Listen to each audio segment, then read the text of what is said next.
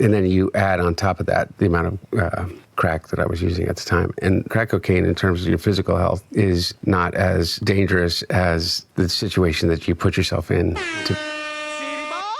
City boy!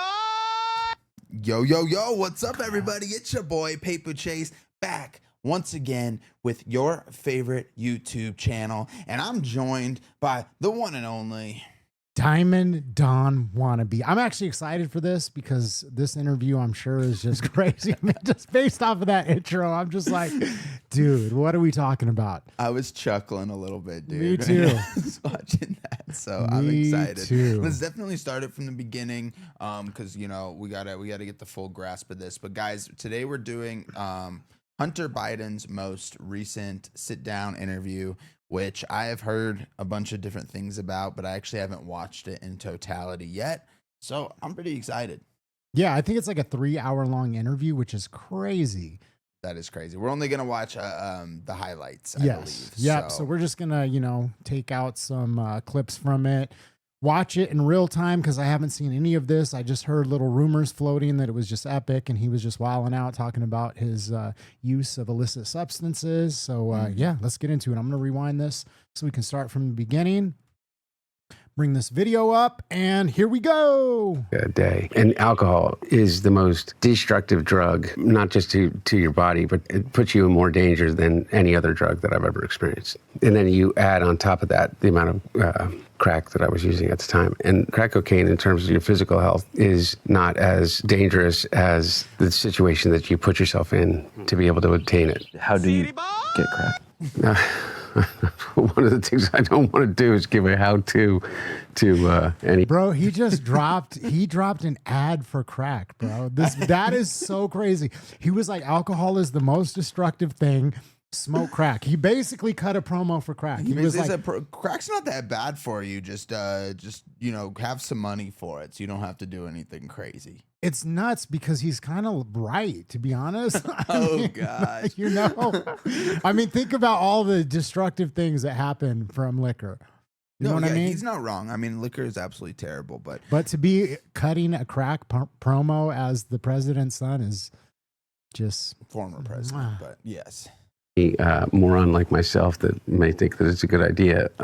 But crack cocaine is I am fully aware when I'm talking about it in relationship to my own experience with it. It is still a shocking thing for most people because we have been fed this perception of crack cocaine. It's more than just a drug. It's more than, like, if you say meth or if you say heroin or if you say cocaine. It comes with a whole bunch of different baggage. And because of that, places that you can go get it are some of the most dangerous places in whatever location you happen to be in. And it's everywhere. Mainly for that reason, I learned how to make my own.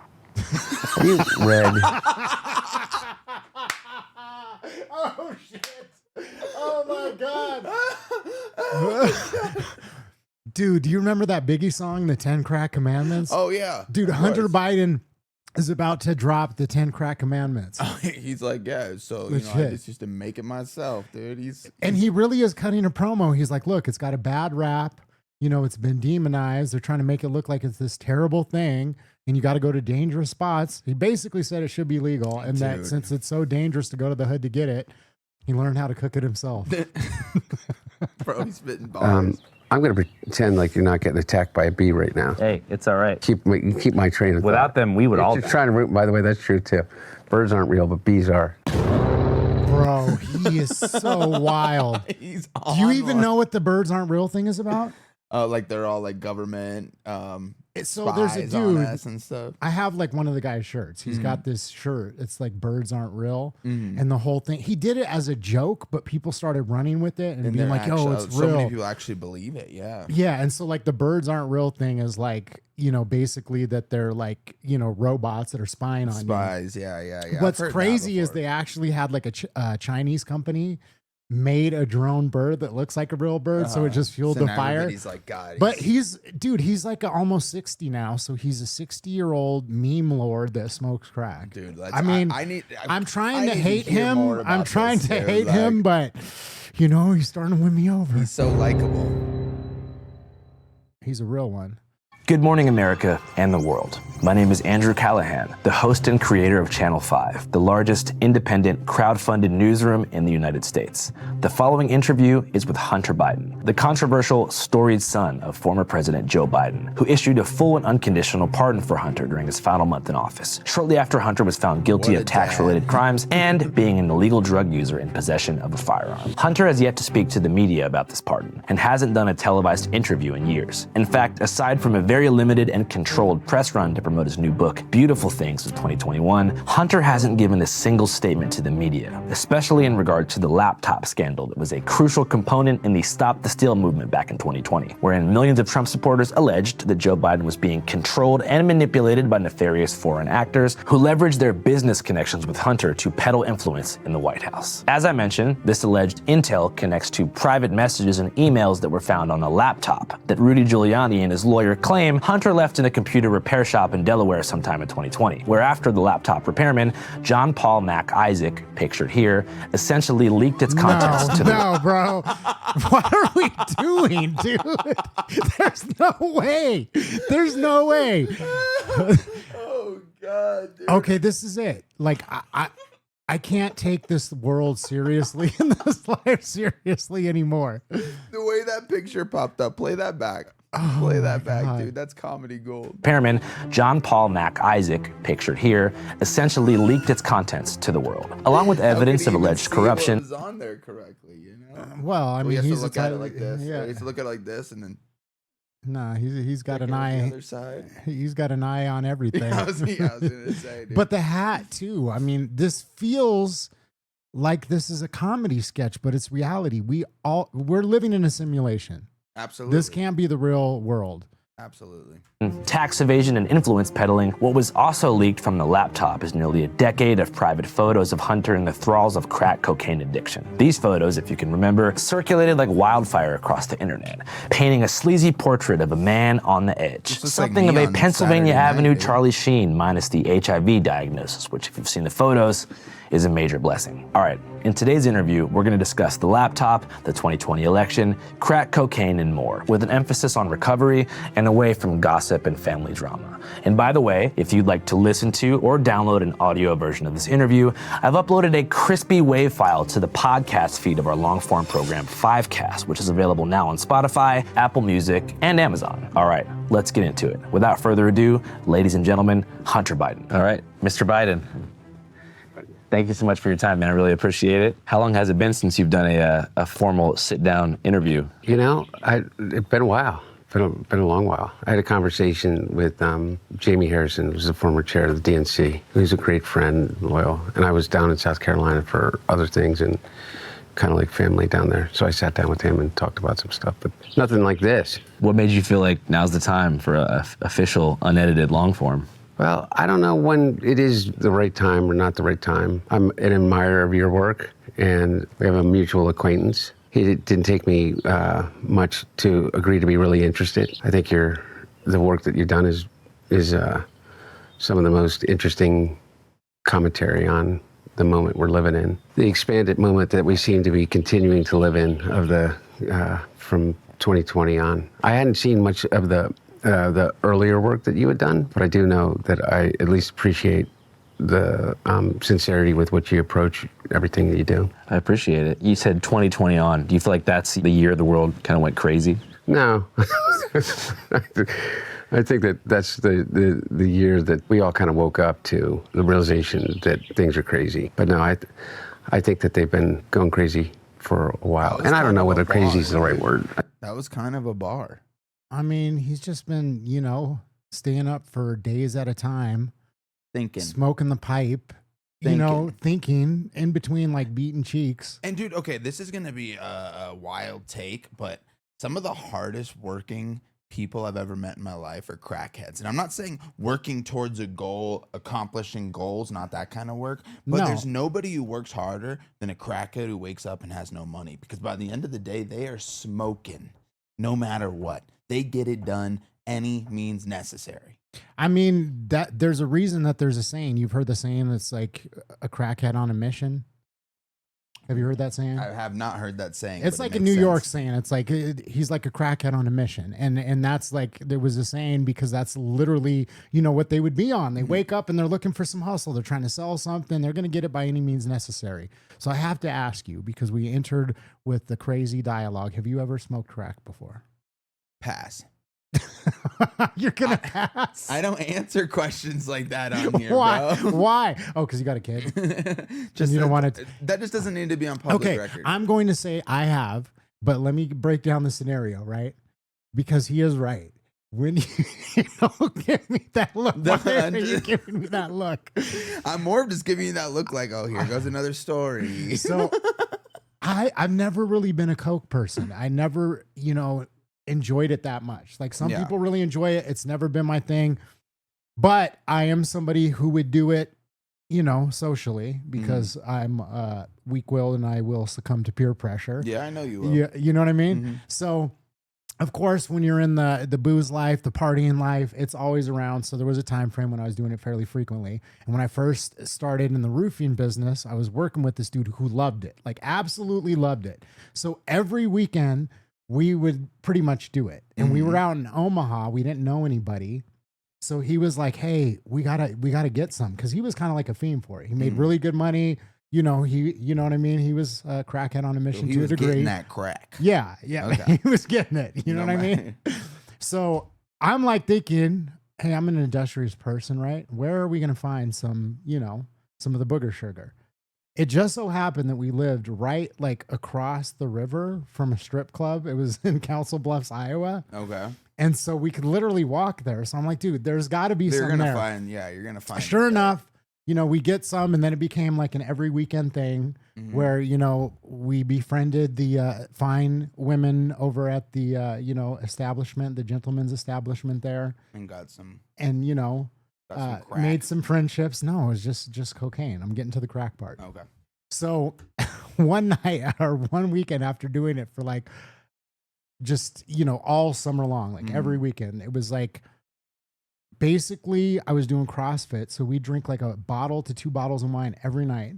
I'd wake up at 5 a.m, do CrossFit, like work 12-hour days. And then Friday we'd get like an 8-ball and just go ham.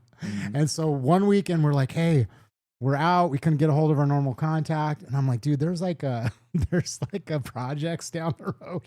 I bet you we could get some there. So I drive down there, get robbed. Get robbed. Dumb enough to circle the block and see the guys and be like, yo, give me my shit.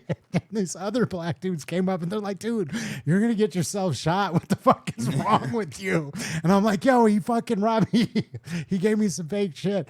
And they're like, dude, we'll take care of you, but this is all we got. So they gave us some crack, and that is the one and only time that I've smoked crack. Because I was like, Okay. Okay, Because you got jacked already. You were yeah, we desperate. got to try it. We got to do it at least once. I was like, I'm going to cross it off the bucket list. I've heard that it's good. You hear that people smoke it once and then they're addicted And for then they're life. hooked, And yeah. I'm like, I got to see what this is about. Yep. How?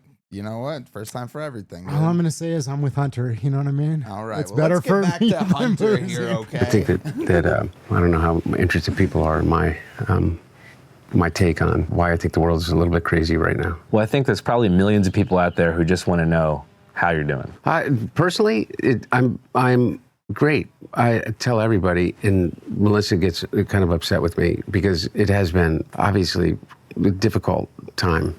The past 5 years have not, at least from any outsider's perspective, been fun. But for me, as a person in recovery, and being able to maintain that recovery through this and stay clean and sober throughout it, it's one thing I allow myself to take some pride in. And The one thing I gotta say is if this wasn't like ex-president's son or like somebody of his stature, we'd probably be watching this like feeling bad for the guy and having a little bit of. So I do have a little bit of sympathy for him and empathy because I've known a lot of people in my life who have been in recovery and how hard of a process it is.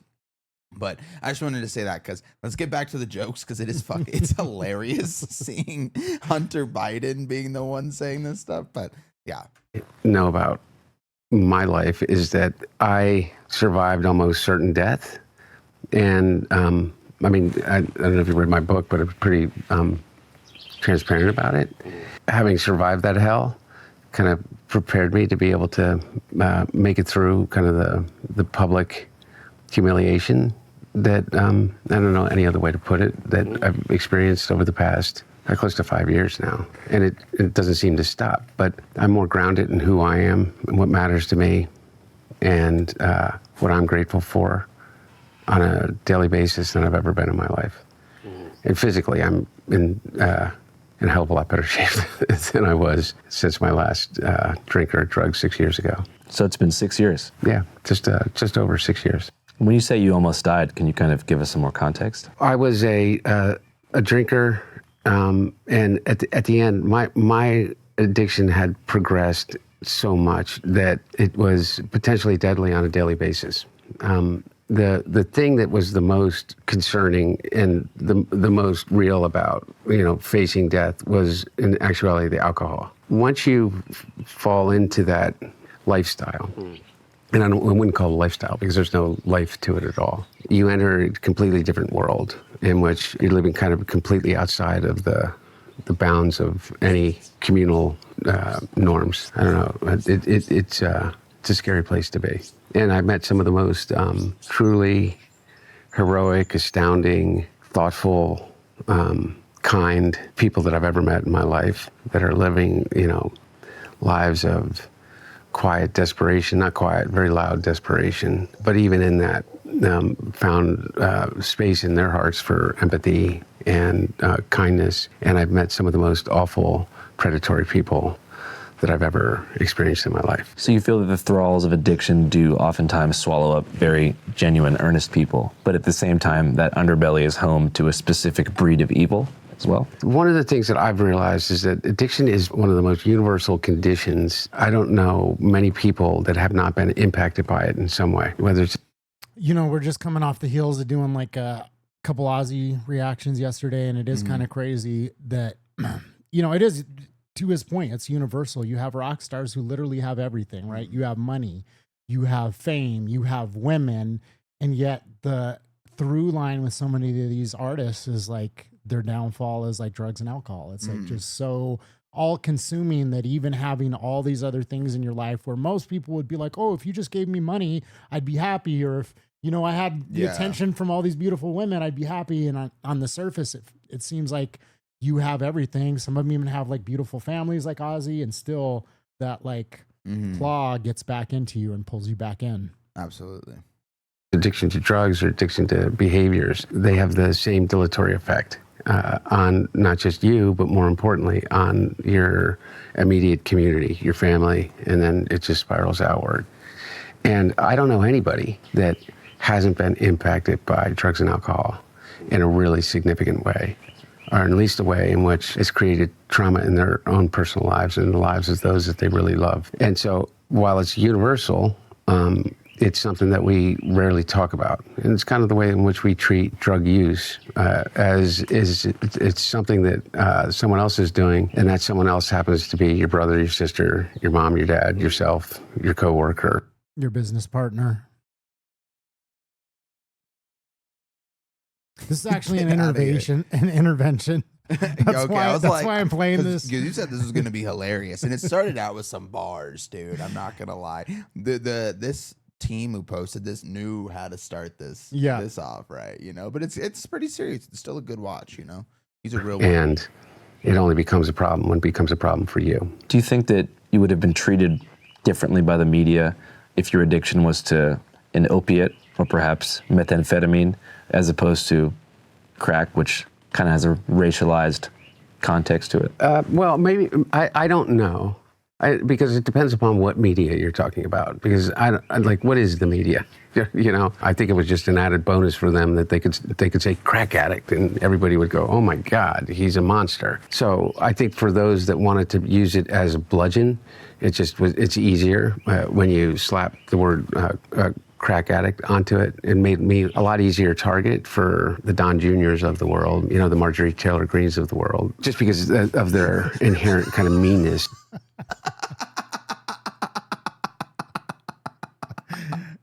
I mean, Oh my gosh, dude. Some of their editing on this is the best absolute parts of this. I mean, just the why do I feel like he's gonna have a collab with a rapper soon? You know what I mean? oh yeah, he knows what he's doing, man. He knows what he's doing. about things. But I'm not a victim here. I was a crack addict. You know, I wrote about it. I was transparent about it. I wasn't naive to the idea that somehow that would be something that anyone or everyone would be able to fully comprehend and have empathy for. We're lacking empathy across the board, not just for Hunter Biden. But I guess I was a little bit surprised in terms of a lot of people in the press, whether it was the New York Times or the New York Post, kind of dismissed addiction as somehow unique to my family, or without taking into account what they were doing to other people that were looking to get clean and sober. One of the things about getting clean and sober, at least I found, I don't know what your experience in your life or with your friends or others is, one of the things that keeps us in the cycle of addiction is our guilt and our shame, is the lies we tell ourselves and the lies. Is that true? That what? Which part? That one of the things that keeps you in your addiction is the lies and the shame? No, I mean, I think if anything, shame's a big part of why people get out of it, but the shame only increases every time that you use. You know what I mean? Yeah, for somebody like Hunter Biden too, it's like usually it's like you have your rock bottom, right? People are like, "Oh, rock bottom," but for most people, right, rock bottom, you don't have a safety net. You know, most people don't have that. So like when they hit the bottom, that means they're financially ruined, they lose their family, there's all these consequences. But for somebody like him, not that it's like you know, we should feel sorry for him or anything because of that. But when you have somebody that is so rich and powerful like his father and has so much influence, it's like hard to hit that rock bottom because you can literally just. Yeah, I mean, he was in prison and he got out. You know, other people would be rotting in there still. Yeah, he got his gun charges dismissed, tax evasion charges dismissed. He got put on the board of a Ukrainian oil company and was making $80,000 a month. So yeah, so in other words, screw this guy. I'm just saying, like, you know. See, I didn't know all of those facts. I don't really get into politics too much, but bro, I'm so deep into like all of this whole world of like, especially the Ukrainian connections and everything. Yeah, so screw him, bro. It's not even that. I'm just simply making the point that it's like for him, it's a different challenge, and it's like everybody has their own unique challenge. You know, it's his just happens to be very easy, where he can indulge in all of his deepest desires exactly and have absolutely zero repercussions at the end of the day. And then so he can come on here and cry about how he's, you know, how and he was nobody like has selling empathy for him. His paintings for like $500,000. Yeah, okay. Never mind. My whole perspective has changed. Dude, I'm just painting the picture. My whole you know what I mean? That perspective there's has just changed. layers to it. And so for some people, their rock bottom is different. Yeah. For him, you know, there's a lot of, like I said, that safety net, that little trampoline. Yeah, I was just going to say that. I was going to say his rock bottom comes with a trampoline Exactly, safely so it's kinda snuggled like at the bottom. Yeah. Lies that we tell the people that we care about the most. And you get clean and you get sober. And what ends up happening is you still hold on to these secrets. Like, I smoke crack. I was a crack smoker. They know that I did cocaine, or they know that I was drinking, but they don't know that I was also an inveterate drug user. And so you keep that secret, and that guilt kind of boils up. And the only place that you can talk about it is in rooms full of virtual strangers, which is really helpful. But it isn't it doesn't release you from that awful feeling that I'm about to be found out. And that anxiety. And so then you get triggered. And your brain tells you to do the only thing that it's learned how to do, is that you need to save yourself. And the fastest way to save yourself is a drink or a drug. So you get caught in this loop. And the favor that they did for me is I don't have any more secrets. Now, not everything that's been said about me is true, but there are the things that most people would be very embarrassed about. I actually do have empathy for him, in the sense that I don't know what his life was like with his dad. You know, just because you grow up in like wealthy family or a powerful family, that doesn't mean you're guaranteed to have like a great, perfect life. Like Yeah, nobody I knows mean- like what that was like, what that dynamic is like. And then there's a certain amount of pressure that comes with that because you don't have a choice. It's just like, okay, I'm in the limelight. I'm in this political sphere. Like, you know, clearly he's a wild boy. You know what I Yeah. mean? Clearly he's a wild man, and he probably didn't want any of that. He was like, dude, I just want to go out and rage and like live my life. And that's probably like a function of that, is having this pressure of like, I have to be this certain person, Yeah. have to be buttoned up. See, he like, I probably need got to a put he on- probably got a white Tesla for his 16th birthday and not a red Tesla. You know, like, Exactly. poor guy, dude. Yeah. You were all loving on him a minute ago, and now I you're know like, the switch up is real, dude. I mean, no, he's still a real one but that doesn't mean that like the way his life is kind of architected is respectable to me. well, again, and like I don't even know, because it's like, again, even when I talk about him being put in that position with the Ukrainian oil company Burisma, like his dad might have just been like, yo, you've got to do this, Hunter. You know what I mean? Yeah. We got to funnel these funds. So it's almost like that. Yeah, Again, that's that true. scenario, it's like, hey, this is for the family. You have to do it for the family. You don't have a choice, you know? So I don't know what goes on behind the scenes. No, 100 bodies. Very open about. I spent more time on my hands and knees, picking through rugs, smoking anything that even remotely resembled crack cocaine. I probably smoked more Parmesan cheese than anyone, and so I don't get triggered in the same way. But the thing that scares me is for people that look at the way that I'm treated in the media. You ever pick through a rug? But always just for marijuana, for a little weed Yeah. crumbles. Yeah, Never okay. for No, man, it's real. I had a friend that was addicted to meth, and I never will forget, like 16 years old, like going over to his house, and he's like, hey, man. And he's like digging through the carpet. And I'm like, dude, what are you doing? He's like, I dropped some stuff. And he was always just like digging through his carpet. just to find little tiny Yep. particles he can Yep. piece together Exactly. and get one hit. Yeah, Yep. crazy. And I thought he was crazy until he put it in the Pipe and smoke. into the light bulb, and it was like, oh, I guess his meth delusions aren't so delusional now. Jeez. And whatever the hell the media is, and think, do I want to get honest? I mean, seems to me, if you look at that as a test case, better to keep some things unsaid. And I think that's really dangerous for people, at least in my experience with recovery. Okay. All right. I feel like we didn't fully get to the nitty gritty, so maybe we'll. I have mean, to- I think that's like the taster, you know what I mean? Because Yeah, it's yeah. going to draw you in and get you to watch like the whole shebang. Well, maybe we'll do a part 2, guys. If you enjoyed our commentary and you liked the video, you know, maybe we'll do a part 2. Make sure you give us a like, subscribe to our channel, comment down below your thoughts and your opinions on Mr. Hunter Biden. Mine surely switched. Twice. You were like, a I few love times. him. Yeah, well, I He's didn't my lie. hero. I never said that. I said he's a dog. He's a real one, which he is. You know He what still I is a mean? real one. I'm going to give him that, Yeah, yeah. because going through that of getting sobriety and what he's talking about, I think everybody, like, I'm sitting here joking and laughing about it, but I think, you know, there's a ton of people out there who've been touched by this issue. I mean, my grandfather died of alcoholism. My aunt died under a bridge of alcoholism. It's hit my family like super hard. You know, I have friends that have died from it, from pills. I mean, you know, personally, Mhm. I'm almost 2 years sober now. So There you go, buddy. I'm 2 days sober. give myself a It's slow like, I'm just clap. playing.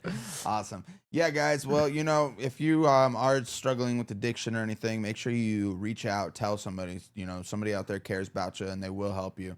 And if you know, if you're just casually, recreationally doing it, and you're not a full addict, well, hell yeah, dude, keep it on it, boy. Hit up Hunter Biden. He's dropping a class on how to cook, how to cook it up. With He'll that being teach you. said, guys, peace. Peace.